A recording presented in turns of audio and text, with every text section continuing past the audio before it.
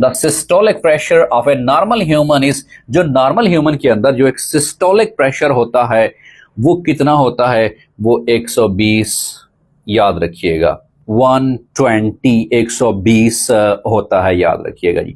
अब ओवरऑल अगर सिस्टोलिक और डायसिस्टोलिक प्रेशर की बात की जाए तो जो सिस्टोलिक प्रेशर होता है वो कितना होता है, वो 120 होता है। इट मींस 120 से अगर प्रेशर अबव चला जाता है blood pressure, it means BP बहुत ज्यादा हाई हो चुका है।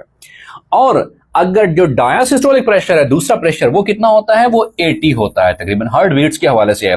तो डायसिस्टोलिक कितना होना चाहिए, मिनिमम 80 होना चाहिए। अगर 80 से कम है इट मींस बीपी किसी का डाउन है, तो उसको नमकियात, निमकोल के साशे वगैरह इस्तेमाल करने चाहिए ताकि उसका बीपी जो है अप हो सके।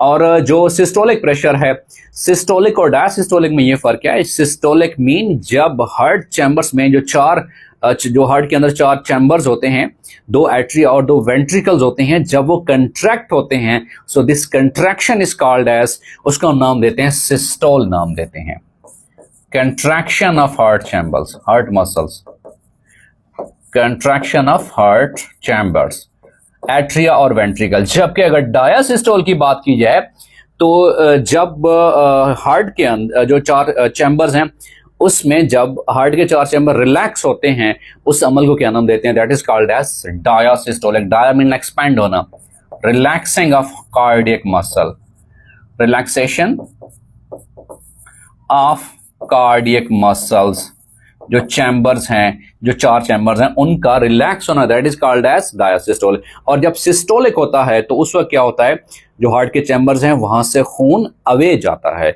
और उसे क्या नाम देंगे, सिस्टोलिक। और जब डायसिस्टोल होता है, डायसिस्टोल मीन एक्सपैंड होना, उस एक्सपेंशन में क्या है, तो उस हार्ट के चैम्बर्स में क्या होता है, खून भरा आता है। जैसे सिस्टोलिक होता है तो खून क्या होता है, उनसे बाहर निकलता है, सिस्टोलिक डायसिस्टोलिक, सिस्टोलिक डायसिस्टोलिक। इसी तरह से जो हार्ट बीट है वो चलती रहती है। इसको और अब लब डब की आवाज भी देते हैं, तो जो नब्ज होती है उससे भी हार्ट बीट चेक की जा सकती है। ओवरऑल अगर प्रेशर की बात आए तो जो ऊपर वाला प्रेशर जिसको हम अपनी जबान में नाम देंगे, that is basically the systolic pressure, वो कितना होता है, 120 नॉर्मल होता है। और फिर जो निचला प्रेशर होता है दैट इज 80, उसको नाम क्या देंगे, वो हमारे पास डायसिस्टोलिक प्रेशर होता है।